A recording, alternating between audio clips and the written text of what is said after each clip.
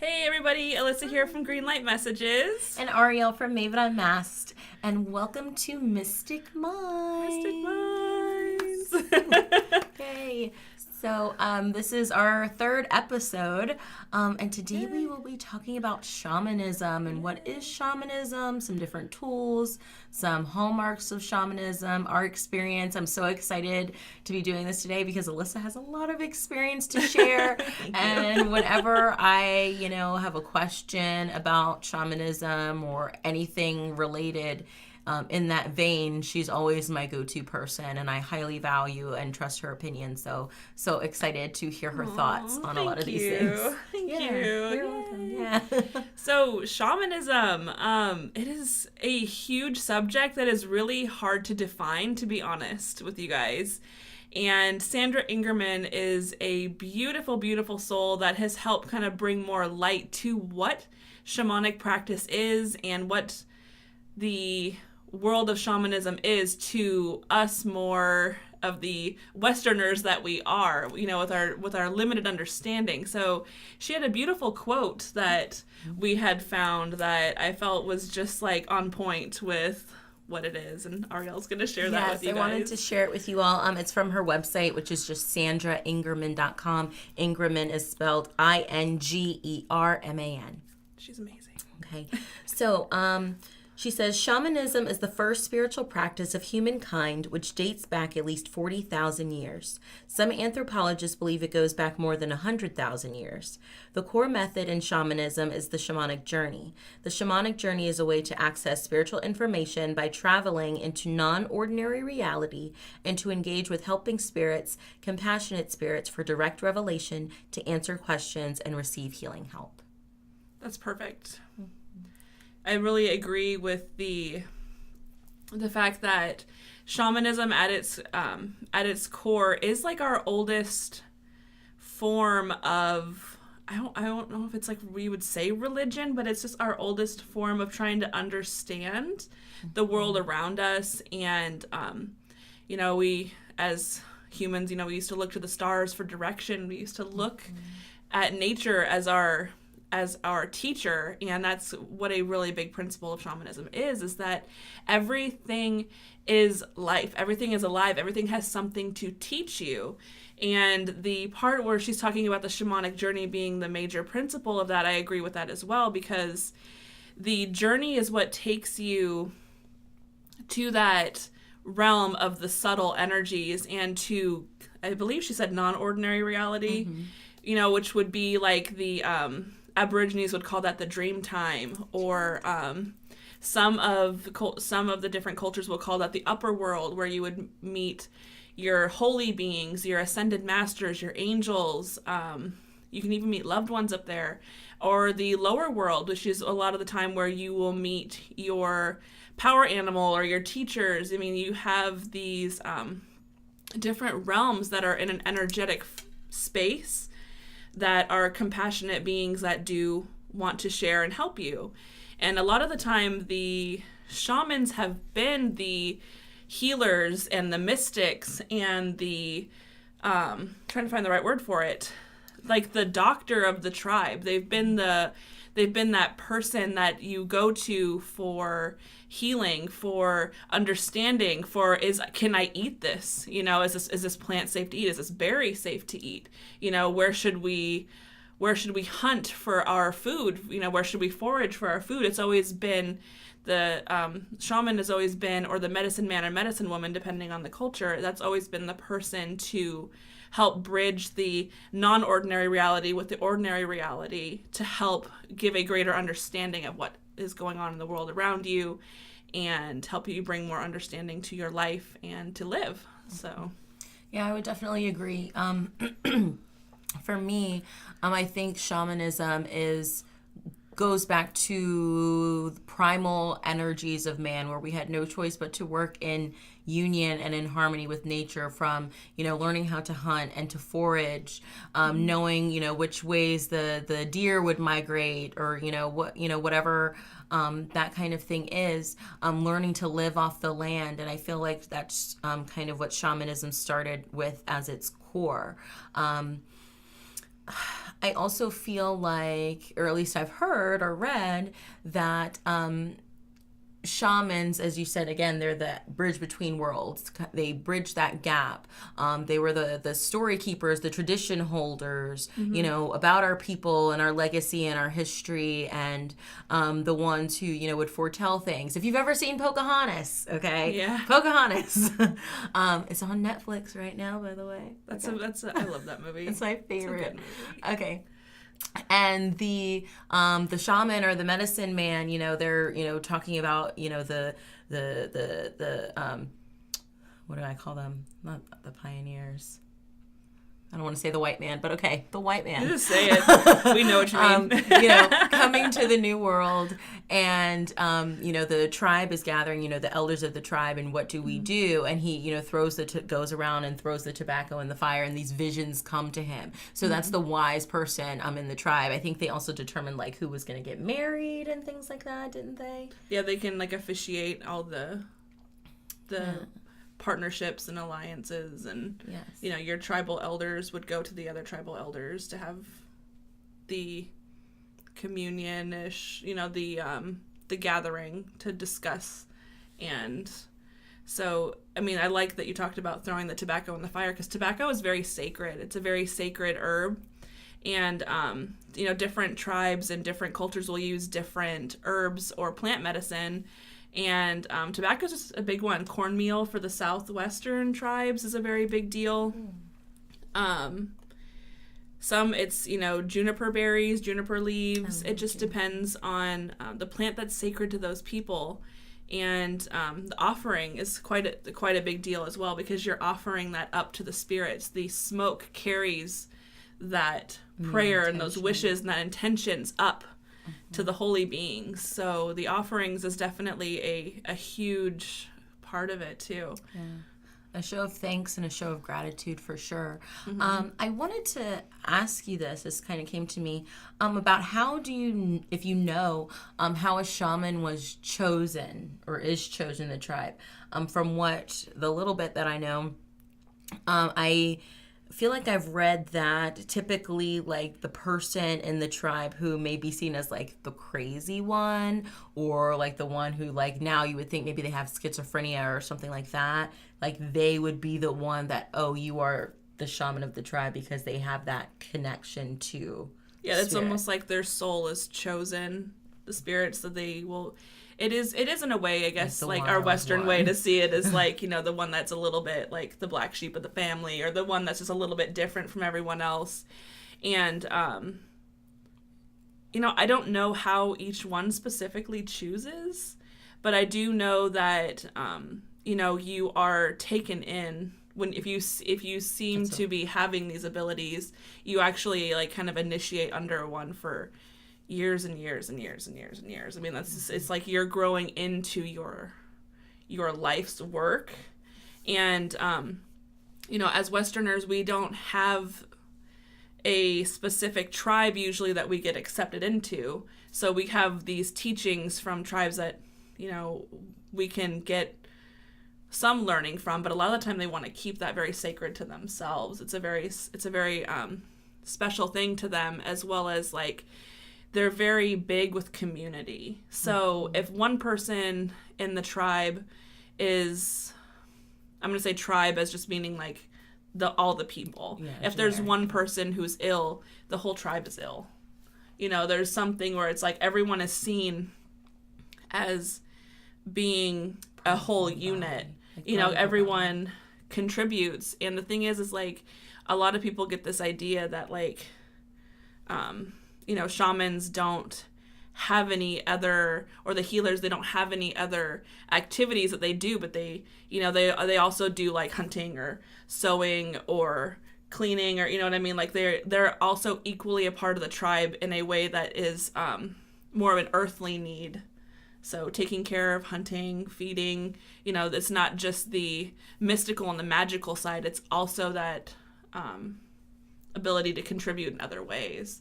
So the reason I'm really bringing up the community is that community has been a huge thing lately. Like B has been really, really strong lately. And, we have a society now where people don't really always think about what's happening in their neighborhood around them or in their town, or then, and just go out farther and farther and farther, because we really are all here together. Mm-hmm. So even though your shamanic journeys for yourself can be very sacred and you can keep them to yourself, it is very true that, if one person suffers, we all are suffering in some way. So I really miss that kind of idea and that thought and that working of being a community, being together and really honoring that.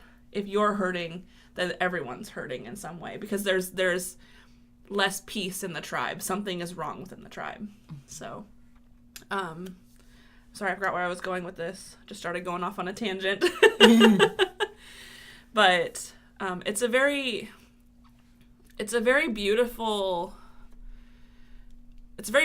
way of life. And I'm saying way of life specifically because for me, I've been in this study now for 3 years, and I've had multiple different teachers, and I still feel like, as much as I know, I still feel like I don't know that much, if that makes sense. Like, the more I know, the more I am like, I want to know more, and the more questions I have. And so it is very much a journey of direct revelation. Your shamanic practice and your shamanic way of living and those things will be very different and unique to you, as they will be to me and somebody else, and so on and so forth. I know for me, it's helped me kind of unwrite patterns in my life that I don't need, that don't serve me anymore. And it's helped me get to the core of that problem. It's helped me understand, where did this stem from? How do I heal it? Let's move forward.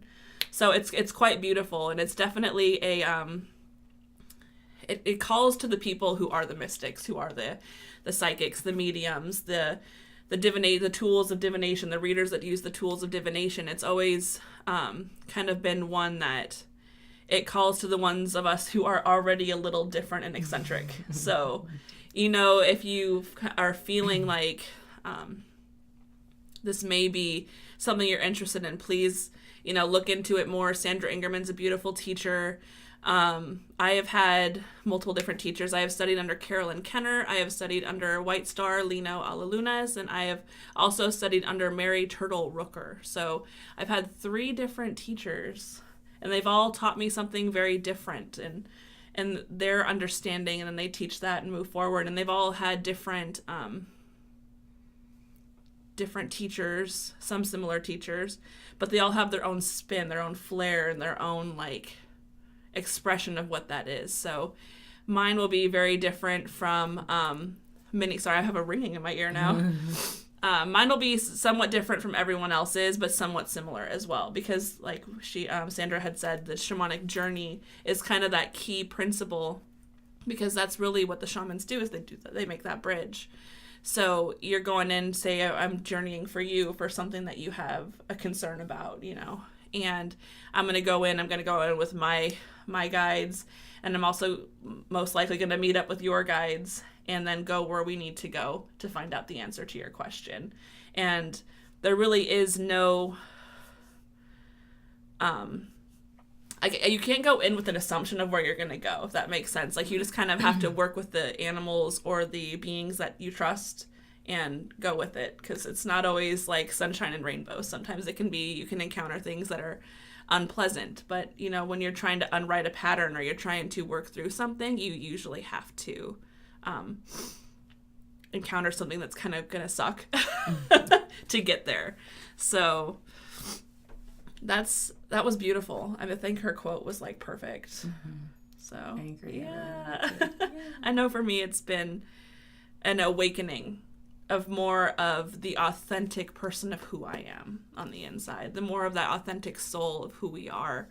So that's been my truest and most beautiful experience personally, is getting to remember who I am beyond the flesh. That's beautiful. So, yeah. Thank you. Thanks. Yeah, for me, when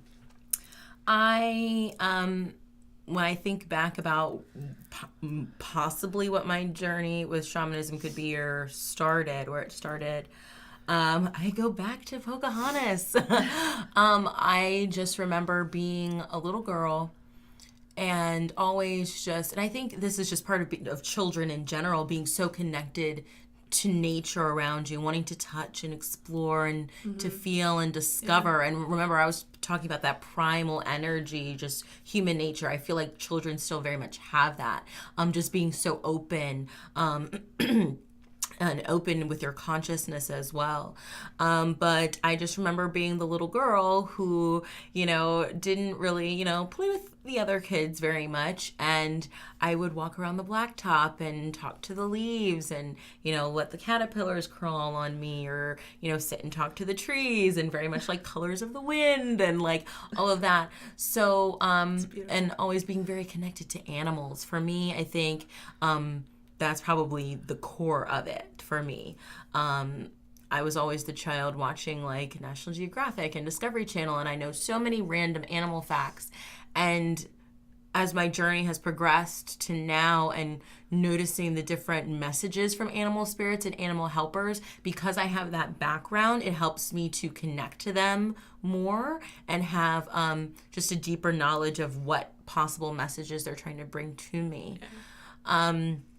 My one of my spirit helpers is a shaman, and for my journey it's been more about I'm a fairly new Reiki practitioner, but for me it's more about I want to do my healing from a shamanistic approach, and I felt like the Reiki could back that up, but I feel like the way that I do healing very much uses and incorporates the natural elements of the world around us. So that's just been my journey thus far. I've done a few shamanic journeys on my own and with Alyssa as well. She's been a great guide for me through this process.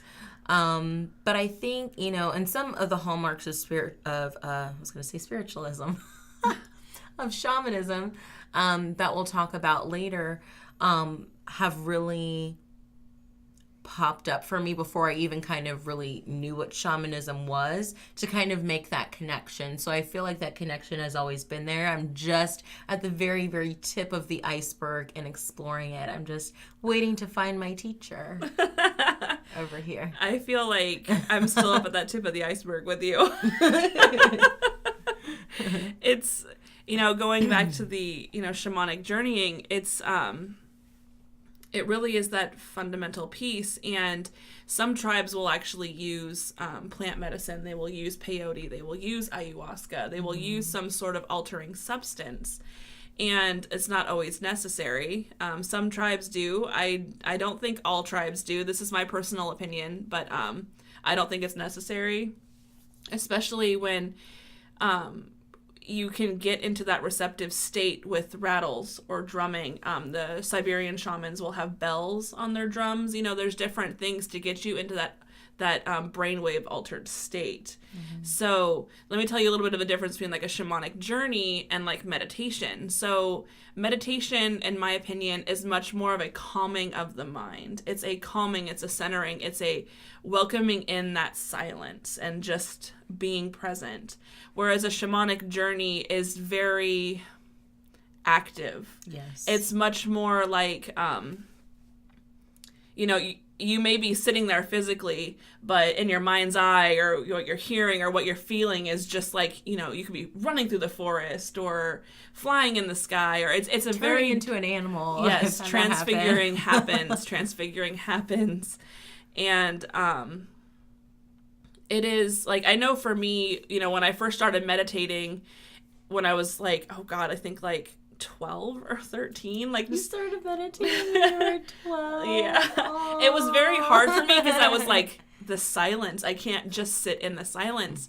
And it was also like, when I would go into a meditative state and being in that receptive state, it was not just sitting in the space. It was always something active. So I think for me, it was like I was journeying without really knowing what was happening, as like my way of already like kind of reawakening that within me, that shaman or that medicine woman or whatever you'd like to call it within me, because it was like, most people, they can sit in that meditation, they can sit there for hours, and it's like, I experience it as like I'm off going in somewhere doing something, but same. Before I knew that, there's actually a way that you can put intention out into, I want to learn more about this, and then you can go into that journey.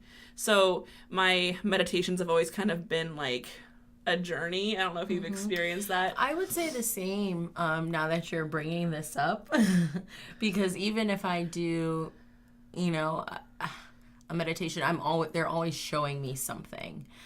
So whether, you know, it be I'm, you know, with my guides in meditation and they're showing me like how I'm connected to them, or I'm, you know, or they're giving me symbols or gifts or tools or, you know, visual images to help me understand my emotions better.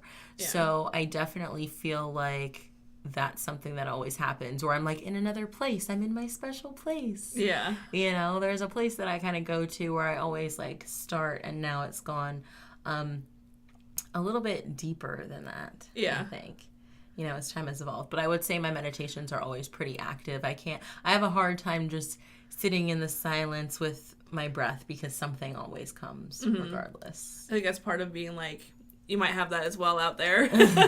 You're sitting in that space as like, was it? You're opening up to spirit in that space, technically. You know, like sitting in the gap as, oh my gosh, he just passed away and I can't remember his name, but he had a book called like The Gap, or the Sitting in the Gap, and it was like sitting in that space between. You mean Wayne Dyer? Yes, yeah. He had it like sitting in the gap. That's what I figure is. It's what I feel is like meditation. It's like, it's that you're existing in the in between states, but you're not, and you're not really like driven to go get an answer for anything, or there's no real drive. It's just to kind of be and exist in a calm place. Like that's kind of how I feel meditation is versus the journey. That, like sitting in the power and that kind of thing. I think I've done that before. But if I do that, I think it's more about like if I'm just laying there and I have got my crystals on me and I'm just trying to relax. So you're kind of getting like your healing. Yeah, but I don't really. I mean, I probably should do that more. Now that I'm saying it. Maybe that's what you're giving me. Thank you. But no, I prefer the active mind journeys. And I think too, I think that just may be, for me, I'm a very clairvoyant person. Well. You know, even, and this makes me think too, like, I love to read. Probably don't read as much as I should anymore. But that, the movie in the mind and, you know, that laying out that image, I just love that so much. So I think maybe that's why my meditations are more that way. My imagination, my right brain is very, very active. Yeah. So maybe more quiet, like sitting in the quiet meditation is more for like, if you're left brain, like trying to calm the analytical mind. Yeah. But active meditation could be more for the right brain of the imagination, the creativity, the connecting. And we're getting off track. Sorry, you guys. I wanted to say but too, I'm just like you know, you're talking about like talking to the leaves and like, you know, welcoming in that like nature. Like I was like, I remember in school, this is so funny, just I feel like a little squirrel now that I'm talking about it, but like I used to go, there was like an acorn tree at the school, my elementary school, and I used to go like grab up the acorns and like take them with me back to my desk, and it was like I was like a little forager like already. It's okay. It's okay because I am a leaf collector. I still do that, yeah. Feathers. I do like the acorns and little pine cones. And I was the kid who, anytime there was a pretty rock, I'm like, oh, you know, I had a Ziploc bag full of rocks that I carried around with me in my backpack to and from school every day. So to me, I'm like, those things, those natural childlike tendencies, to me, those definitely play into, yes, I love crystals. I work with crystals now too, but I definitely think it has a shamanic element to it. I do believe it does, because this is a way for your allies and the messages to come to you through nature. Like say you work with the spirit of wind, you know, and maybe leaf is, you know, you get those leaves, little tornado of leaves blown up at you or something, you know, like that could be like your ally talking to you. Like the other night, I saw a spider crawling up the wall and I just left it, and then within 5 minutes it jumped on me, and my first initial response was, hey, Anansi, because like Anansi, you know, like you can have different deities that can be that can send you messages. Absolutely. Or you know, spider can mean different things to different people. but it's like you will have like animals or elements of nature that will just present themselves to you. I mean, most people, like, if a spider jumps on them, they're like, oh my God, I'm they're gonna like run freaking and out. scream Like, and freak out. they want to like, on the other hand, are like, hi, Anansi. No, Ariel is like, get off me, I'm gone, bye. yeah, 'cause it had jumped on my arm, and I felt a tickle, and I was like, what the? And I looked down, and I'm like, oh, hey, like, okay, you need to go, like. No, they know better than to touch me. Don't touch me. But, you know, that kind of brings me into wanting to talk about, there are different types of, so shaman, medicine man, medicine woman, every culture calls it something different, and they are the healer in a way. And the healers will use different tools. They'll use different tools for their healing. So some people, they really connect with crystals, and those could be the healers that use crystals. They'll do a laying on of crystals. They'll communicate with that crystal. How does this work with us? What do we want to use? You know, how do you work with people? How do you heal people? You know, and Balinese and the Balinese have what they call a stick shaman, and it will be a healer that will poke you with sticks. You know, and then you have to agitate the spirits out of you. It's like to like get to that point, to like kind of awaken that point and get that energy flowing. Okay. You know, and there's different types of healers. There's hands-on healers. So those of us who do like Reiki or hands-on healing or any sort of energy work, you know, there's lots of different types of healers. It's not always just one specific style of healing. Some of them could be like an apothecary. They know plant medicine very well. They have a very strong connection to plants. So or with the sound with drums or singing bowls. Yeah, there's many different types of healers. You know, some of them will create the little like poultices or whatever they're called, and then like put them on wounds. The salves, and so tools are a huge thing. They're very huge. Yes, please go for it. So rattles. Rattles can help get you into that state. This one's got I'm like drawing blanks today. This one has a hummingbird on it. Like, why can I not talk? So I have a suggestion. When you go get a rattle, listen to how it sounds. Like, don't just buy one on eBay. Like, please listen to, like, shake it, see how it sounds. How does it feel in your hand? How do you connect with it? Yeah, for me, I really like this one. And then if it's in your hand, nice. Yeah, this one's because they all have different sound, and then some sounds can be very jarring, and they can bring you back. You know, some shamans will actually use rattles to help call out spirits, help bring in spirits. I mean, every tool for that healer is very specific to why they use it. So I don't recommend buying anything on eBay. Like, an old shaman used to wear this, you know, this is a cloak of an old shaman. You don't know what that cloak represented. Please don't buy it. You know, because that cloak could have been something very specific. Sell that stuff on eBay? Some places will. They'll sell different I'm just taking the you got a drum, you guys. They'll sell different. Looks like the moon. Yeah, it does. You know, they'll sell different things that were, you know, from a tribe. You know, if you want to, buy it from the tribe, and the tribe can tell you about it. Like, I think it's Chehalis Fur and Hide.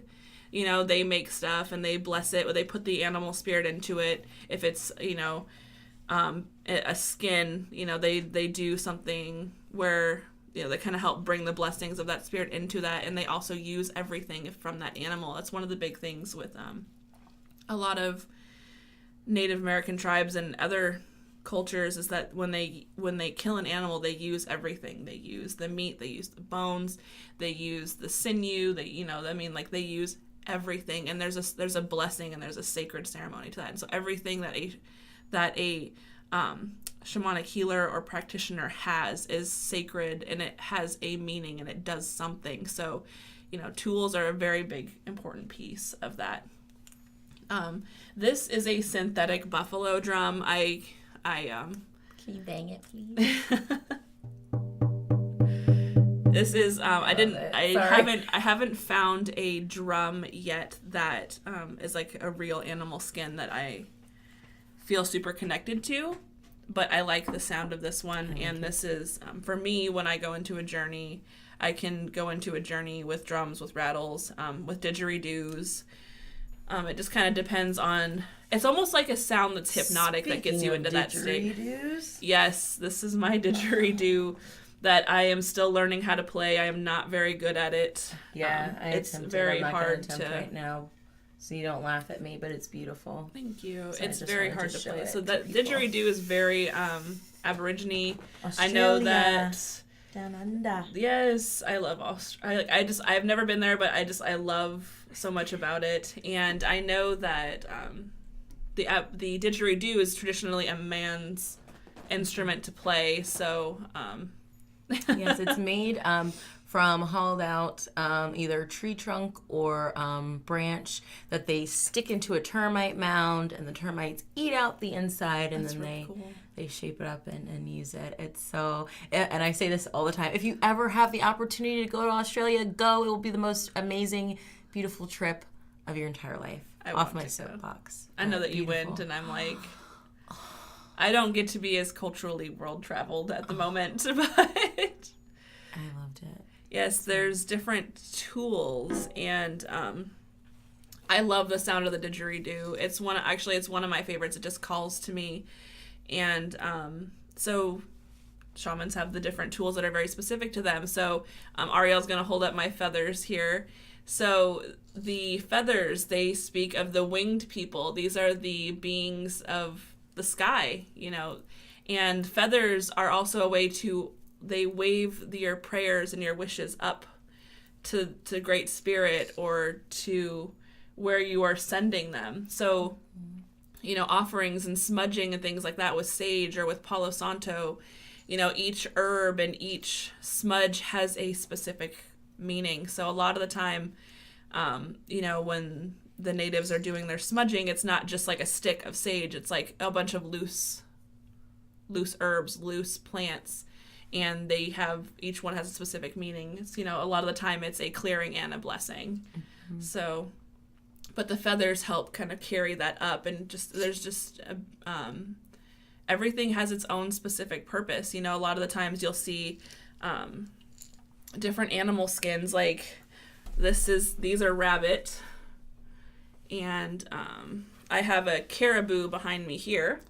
It's so beautiful. And these animals are special. Sourced ethically. Yes, all of them are sourced ethically. Okay. And I'm a very big. I'm like, let me I'm say big on that. I I ask and I make sure, and it is, it's all about the tools being very sacred to that worker, that shaman, that bridge between the worlds, and being respectful of the animal as well, because asking permission. Mm-hmm. Permission is a huge thing. I feel like we talk about that every episode. We're like, permission. It is, even like, everyone's like, oh well, we always have that intention to want to help somebody, but you really have to consider that.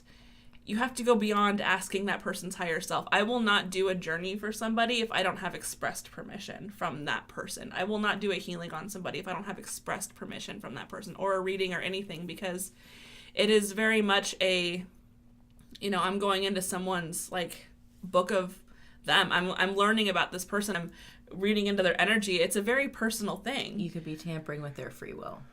It's you go in and you make a change anytime someone's in your field or in your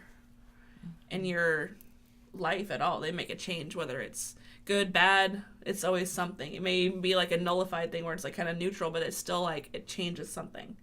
So absolutely. Yeah, it's the tools are a huge thing, and the chanting is a big thing too. There's different toning, and getting that vibrational sound is a very big thing as well. Like I know this is not exactly shamanic, but all the sounds of the chakras, that chanting and that toning really opens things up. And so there's many different things that can be used, and there's a lot of different tools and a lot of different ways of healing. So it's very open, I guess. It's like my experience is very like multicultural. I know some Celtic shamanism, I know a lot of Native American shamanism, and I know a little bit of Balinese, a little bit of Siberian. It's just kind of like my experience, and my teachers have taught me things from all over the world. Cool. So, Very cool. yeah. Yeah, for me, if I had to pick cultures that I'd be interested in studying, Native American, of course, but also the Aboriginal shamanism, and Nordic shamanism. Mm-hmm. I have a strong affinity for the Norse, so I would love to learn That's about like that. along the Celtic and Druid. Mm-hmm. There can be some of that, from my experience, does kind of tie into, I want to say like witchcraft, but not necessarily like the scary ooh, I put a spell on you. witchcraft, but like, you know, I'm in trouble. like to them, like the Celts and the Norse and stuff, like trees are very sacred. You know, you're gonna find that with them, maybe they're gonna have more staffs instead of,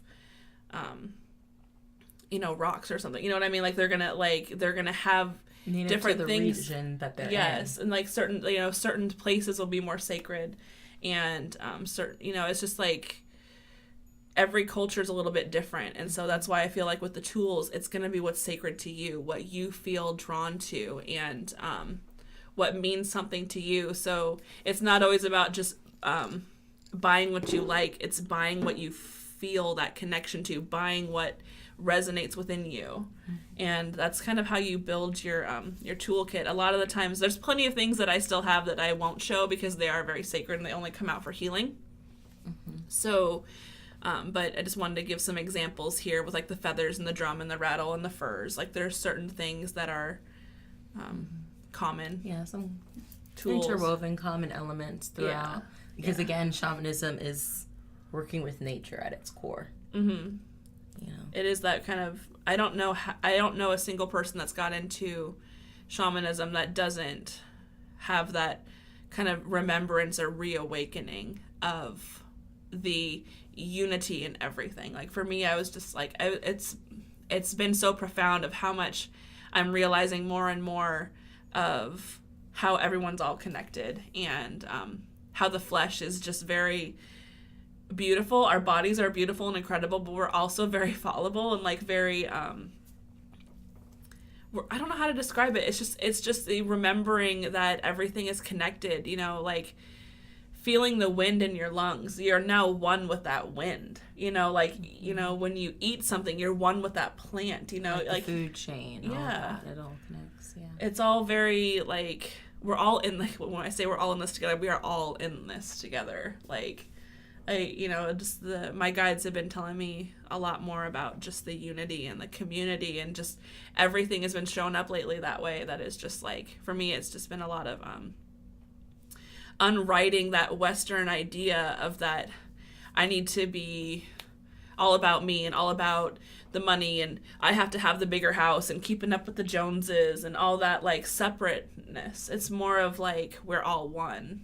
We all need to do this together. So it's been very interesting in that way, and just it's been beautiful to help unwrite things in my life that I don't need.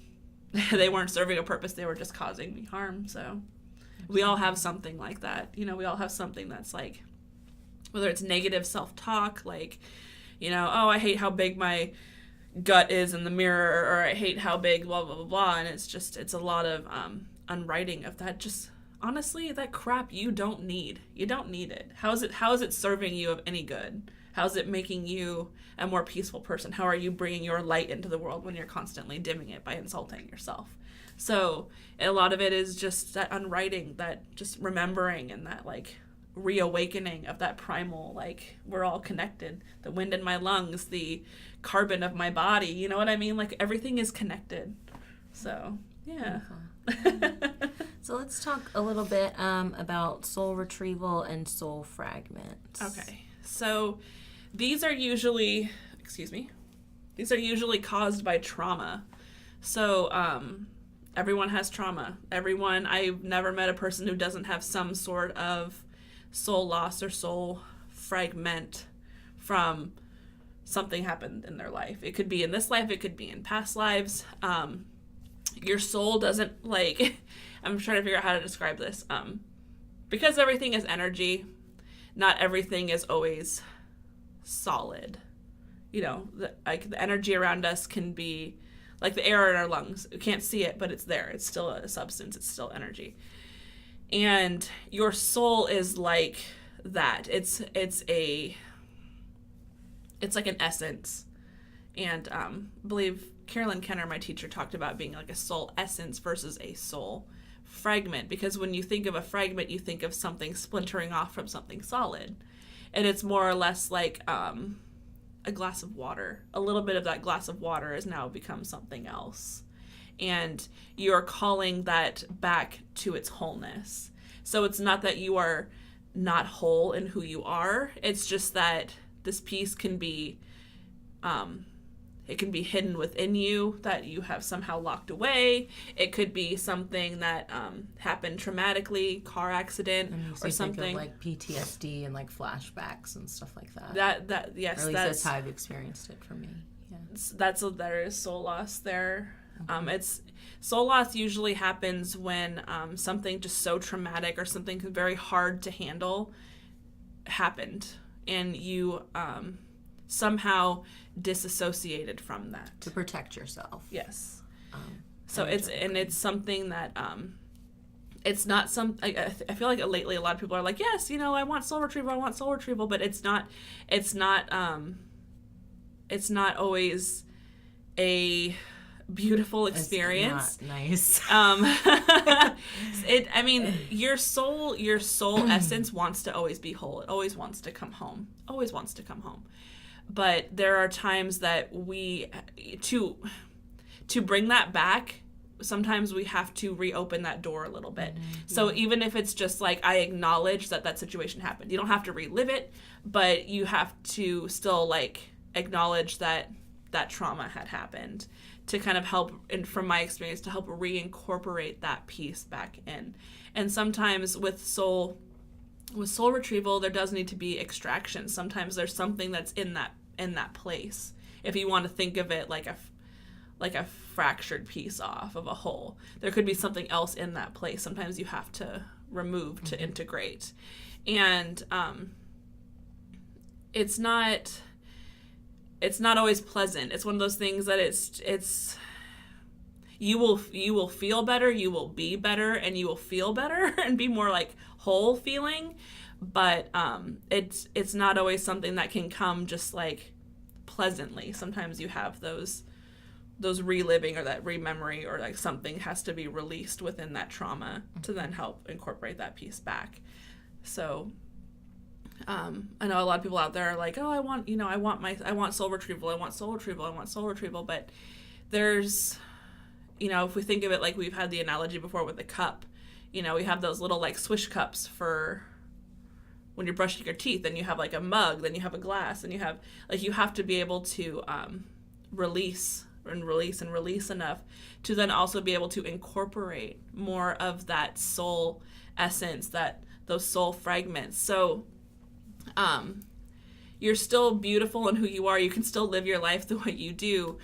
And there's nothing that's saying like you have to have soul retrieval to be whole.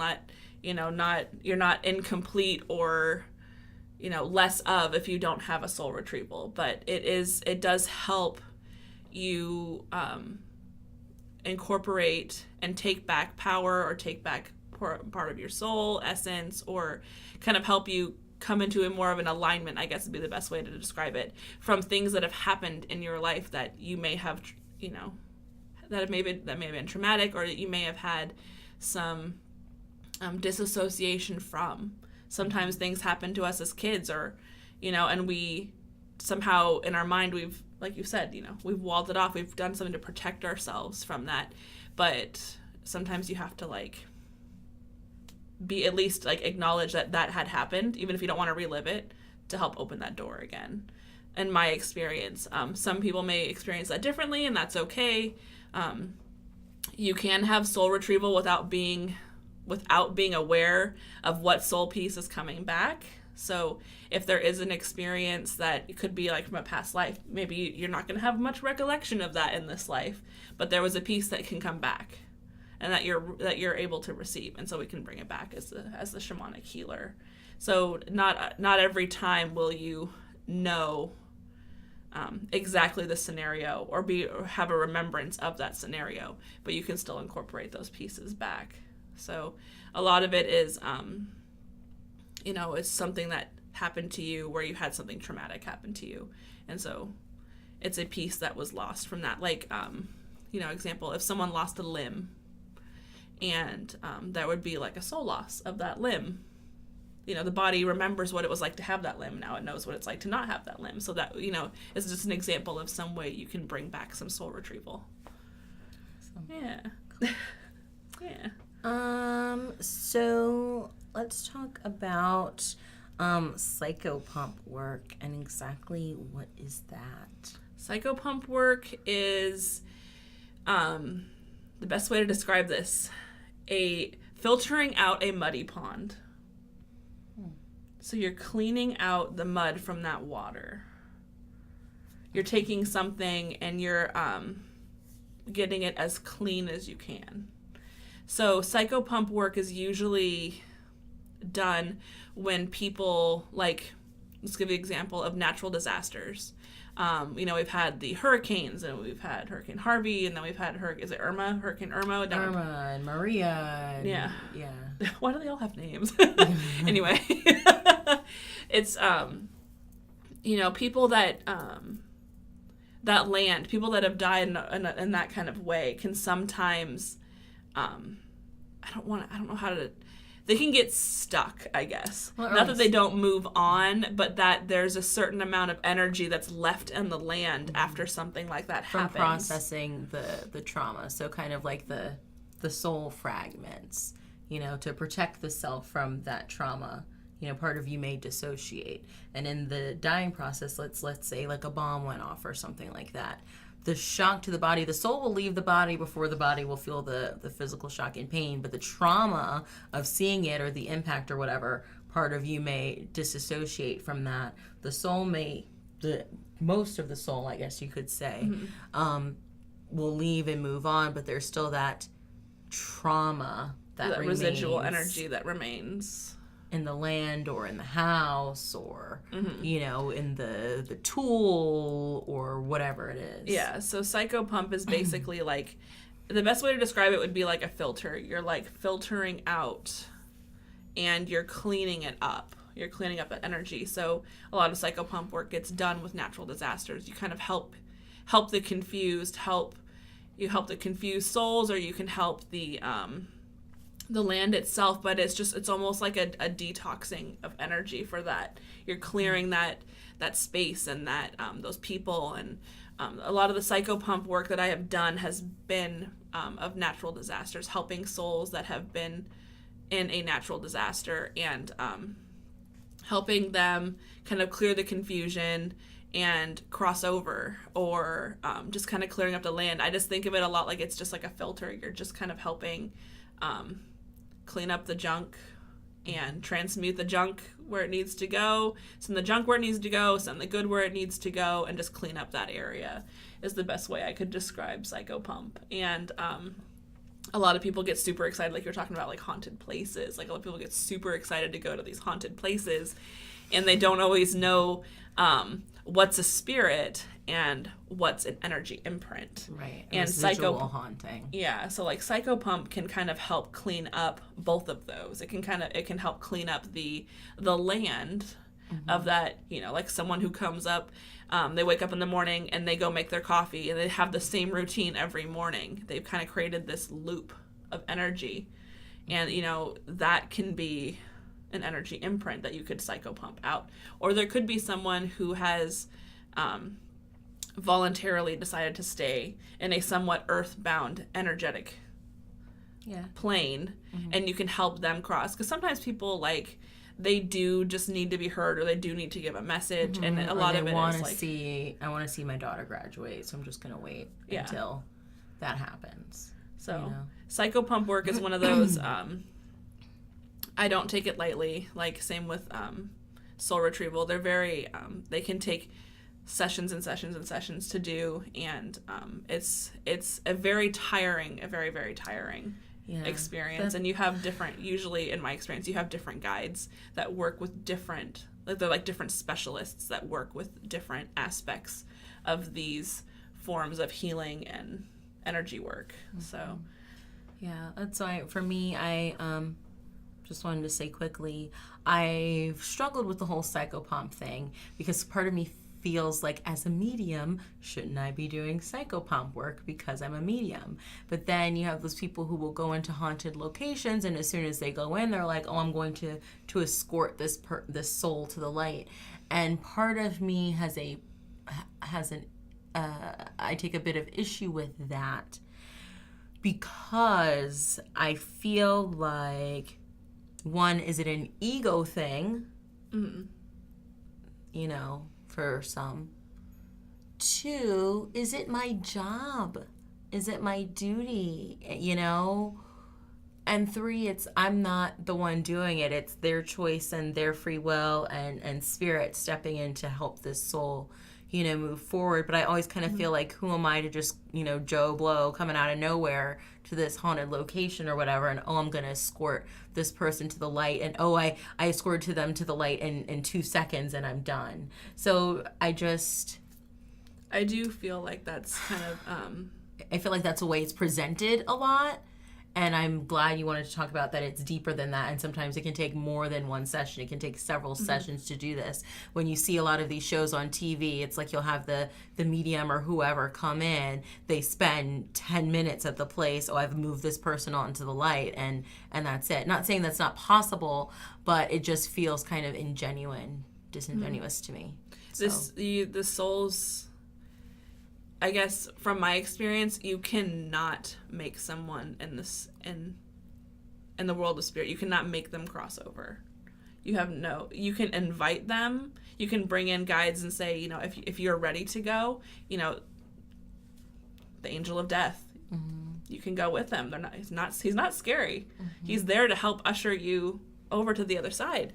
So, it is a lot about permission, and I personally, I will just say it, like, if you are the type of person that goes into a haunted place and it's like, oh, I'm just going to cross people over, I don't think that you're actually doing that. I think there are some souls that may be ready could, but, you know, I definitely feel like if that soul is truly still there, they're going to have a dialogue with you, and they're going to talk to you, and they're going to let you know why they're still there. Yeah. Sometimes they could be confused. They could be confused as to why they're still there and they need to cross over. But I know for me, it's like, yes, I have experienced communicating with earthbound spirits. Very rare. I very rarely find an actual earthbound spirit. Most of the time, souls have somebody that will come grab them, or they have a somewhat of a knowingness as they're going to pass. That's, you know, they know where they're going to go. Exactly. So it's very, very, very rare to actually see an earthbound spirit. A lot of the time, you know, it's just an imprint of something that's been there for a while, or if it's something traumatic that happened, like a natural disaster, those people can be confused. Or something like that. That's the only time that I can say I've ever really gone into a haunted location and felt energy. Either it was more of an imprint, but I feel like the imprint thing was kind of not that common. I feel like, or maybe not as strong of a feeling.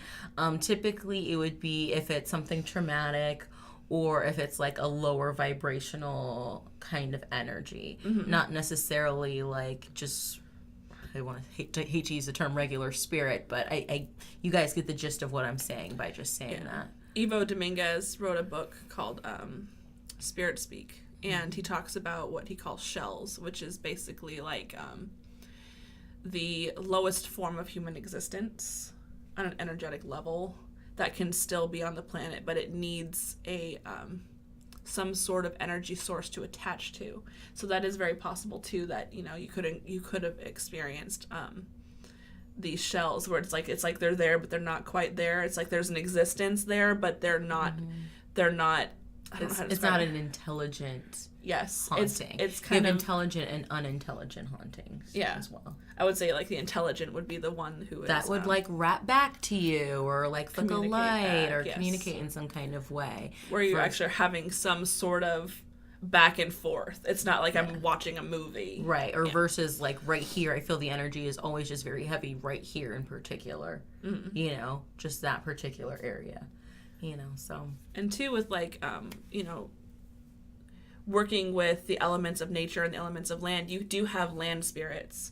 I share my home with land spirits. You share your home with land spirits. You share this existence with the subtle world as well. And you can have elemental type of energies that can make themselves known as well. So that's the one beautiful thing about shamanism too, is that you, at least from my experience, you understand that everything is alive. Everything has something to teach. Everything is consciousness. Yes, we are all that consciousness. We're all connected, and it's everything has got something to teach. So, you can communicate with the spirits on your land. You can communicate with, everything, the trees, the grass, the birds, the animals, everything is alive and has something to teach. Absolutely. It's very much a path of, I would say it's a path of gaining wisdom and helping the world. Shamanism's not something I would say you just go into for fun. It's something that it's a lifelong journey. It becomes part of who you are and the way you live your life, the way you breathe, the way you think, the way you talk and interact, and the respect and the reverence you have for Mother Nature. Maybe you used to flick a cup out the window or something like that, where now if you're working with your shamanic energies, then maybe you're like, oh, okay, I understand the effect and the impact that has, so I'm not going to throw my cup out of the window anymore. That kind of thing. Real quick before we have to go, because we're pretty much out of time, I just wanted to talk about power animals really, really quickly. Okay. Because I'm like, how can we talk about shamanism and not talk about power animals? Power animals. So power animals and teachers. So you can have a power animal that is not your teacher. You can have a main teacher that is your power animal. So power animals are your strength and your go-to in the world of, in your shamanic practice. This is the spirit that you have a super close relationship with, the one that you're actually the closest to. Excuse me. And you take them everywhere with you. They go everywhere with them, and they are your source of power, because there's sometimes when you are going into a shamanic journey, like we've talked about a little bit earlier, is that if you're going in to clear something, or you may be going into a journey it may not be all sunshine and rainbows. You might have to encounter something that could be unpleasant, and that's where your power animal comes in. And they're your protection, they're your gatekeeper, they're your guide. They can be multiple things for you, or they could just be your power animal. But you sometimes, like us in the Western world, we call them totems. We call them animal totems, but that's not actually appropriate, because a totem is something that describes a clan or a tribe.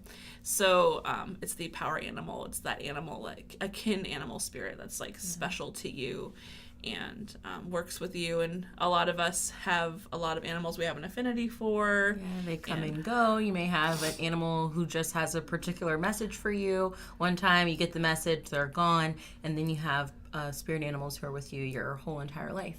Mm-hmm. Or who may have been with you your whole entire life and you didn't realize it until you finally make that connection, and you're like, oh, that's why I've been so attracted to you, or why I love this type of animal so much, or I have little figurines of this type of animal. Some people really love elephants. If you really, really, really love elephants, maybe elephants. Yes. Maybe a spirit animal for you. If you really, really have an affinity for spider, or for cats, or a particular kind of bird, whatever it is, any animal is fair game. Oh, and I also want to say this: don't be surprised if your power animal is not cute and cuddly and sweet and super attractive and furry. You could have like a vulture or something, which is not the most attractive animal. It's not cute and cuddly and all of that, but just know that they all serve a particular purpose. Honestly, befriending vulture is brilliant. I love vulture. If you think about one of my favorites. What does vulture do? vulture eats the dead things. It cleanses the earth. Exactly. They don't have to be beautiful, pretty little things, you know. Useful, They're still beautiful in their own way, and Yes. they serve great purpose. So, Yes. you know, power animals can be very different from like animal medicine, like you were saying, someone that's coming in for a message for you.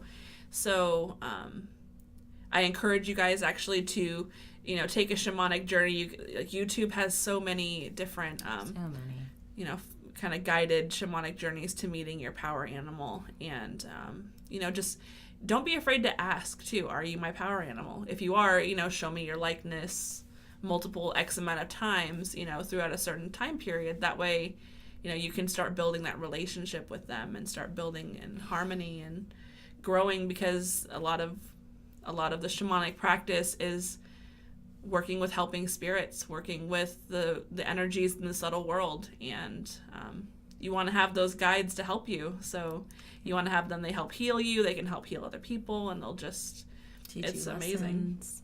You know, absolutely. And be sure to stay tuned to Alyssa's website and Facebook page in case she does any more classes and, you know, writing about shamanism or anything of that nature. She's a great source for information on that. I know she's my personal source.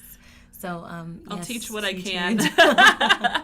I feel like it's going to be a never-ending learning process for me, and I feel like, but when you really incorporate something in your life like that, you almost never stop learning. It's always something you keep doing.